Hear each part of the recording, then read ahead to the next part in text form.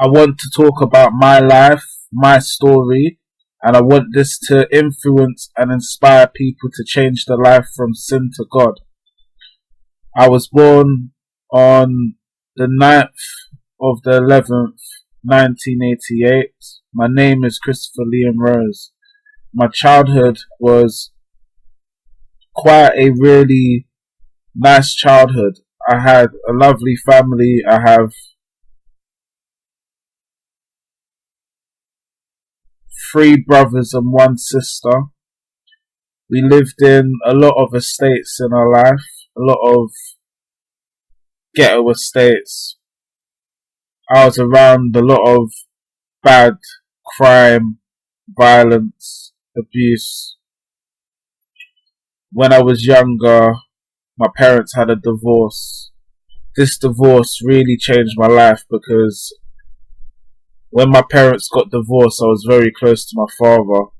Me and my father had a special bond. It was really close. And when my parents got divorced, that broke a real fundamental part of my being. This led me to become very angry and very upset in my life. When I was younger, I had a lot of anger problems because I couldn't deal with the fact that my parents have broken up. This was a very traumatic time in my life, which really changed me. From then, I became more violent and I became aggressive in school. In school, I was classed as dyslexic, so people used to treat me very badly. I had a lot of abuse, a lot of negativity towards me because of my dyslexia. I used to be teased at school, abused by other people in school because of my learning difficulties. This also led to me being a much more violent, angry, young child. As I was growing up, I did a lot of sinful things. Because I was angry and enraged, I used to beat up a lot of people. I did this because it wasn't because I was trying to be a sort of macho man. I'm strong. I just did this to break free of the conflicts that I was feeling at the time. And it really was the worstest way to actually deal with it at the time. But because I was so young and I didn't have an outlet or something to do to really help me change the way of thinking, that's the way I led my life, and that's the way I continue to lead it at that time. So my parents separated and my mum moved me and my brothers and sisters to another property. At this time, it was a nicer property, but because we were still in a traumatic state, we kind of went down the wrong path of life, which was the streets. I used to be on the streets a lot because that was how I was brought up, from the street life. The street life causes a lot of sin. This was a problem because I thought if I lived the street life, I could become a better individual, a better person. But I realized that the longer I was on the streets for, the worse I was becoming. This was a part of my life also. We moved to a place called Tooting.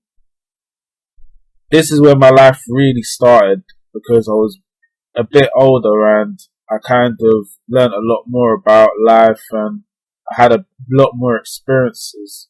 When I moved to Tooting, I did a lot of sinful things. I was involved in street violence and crime. I used to be a drug dealer. I used to be very violent, and that caused me to do a lot of things that I'm not proud of. One of my secrets is I actually abused someone when I was younger. Wasn't because I wanted to, it was because of I didn't understand what I was doing at the time. And today it's probably the biggest sin I've done because I wasn't aware of my actions at the time. And this is why I'm saying to you in this video recording that the violent life that I lived and the sinful life was really a damaging part of my life, which affects me still to this day. And it's where most of my sin was created from, because of my past actions and being depressed and being in a state of anger and frustration. I did a lot of sinful things. From that point onwards, my life went downhill. I was having problems at home with my mum and my parents and my brothers and sisters, and I decided to move out of home. I did this because I wanted to get freedom from what I was experiencing. That household was a reminder of all the negative things that I did, and I couldn't take it no more. So I decided to actually move out of home at the age of 15. This was probably the biggest decision I've made, and probably one of the rush decisions I made in life, because I wasn't ready to basically be a part of the independent living circumstances, and that's what I put myself through. And so I moved out, and I lived in a hostel, which was in in Stratton, called Samuel Johnson's. And while I lived there, I went through a massive change in my life. What happened was, because of all the sins that I did in my life, because of all the negative things like the violence, the robbing, the stealing, the lying, the cheating, the abuse, the theft, all the things that was negative, it all hit me at one stage in my life. Everything that I did, it hit me so bad that I couldn't understand it and I couldn't control it. This was a real change in my life. This is what really made me start to have depression. And in the hostel, I had a breakdown, a massive breakdown. I was crying. I was very upset. I was very distraught and destroyed.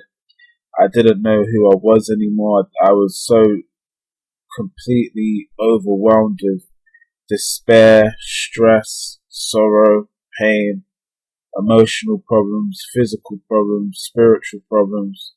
And I was just in a complete mess, because I realized that I committed a lot of sin in my past, and there was no way of actually changing what I did. And all the things that I did, it really hit me, and it kind of made me upset and sad. And everything that I experienced. During that time, I took an overdose of drugs, and I tried to commit suicide. This was because I didn't see a way of living through what I experienced and what I've done. So I thought I would take my own life to try to heal the pain that I was experiencing. Of course, thank God I didn't succeed, because I'm here today making this audio of my life. And this was a real deep thing that I did, because it kind of broke the barrier of normal insanity into being a person that was mentally ill. So from there, I had a massive breakdown, and my life really changed at that point. From then, I was in hospital. I was hospitalized, and I was in Springfield Hospital. They diagnosed me with depression / psychosis. This was a really early diagnosis for such a young person at the time. While I was in hospital, I used to write a lot of stuff of the way I was feeling. A lot of books trying to find why I was feeling like this. It was a way for me to express, but at the same time, I still felt like my past and my life was in a dreadful state, and the sin that I did was really bad. And I realized the more I tried to think about it, the worse my depression got. And it was a grueling time in my life being in hospital. I wasn't proud of it. I wasn't happy about, I'm in hospital and this is happening to me. It was really a process of how can I get myself out of this situation, and what can I do to heal myself? From this period, I got discharged and I moved to a temporary accommodation in Balham, which was a house that was supported housing. At this point, my life was still the same. I was doing a lot of sin, having sex, girls, drugs, going out. I wasn't as violent as I was before, and I wasn't as abusive, but I was way more, very into girls, sex, lust, pleasure. And to be honest, my life was just continuing in a sinful way, and it wasn't changing. And I had a relationship at that time, and I used to cheat and cheat and cheat and lie and lie and lie about loads of different things, and all of these things were just being sinful. Nothing was pure, nothing was true, and nothing was holy. It was based on sin.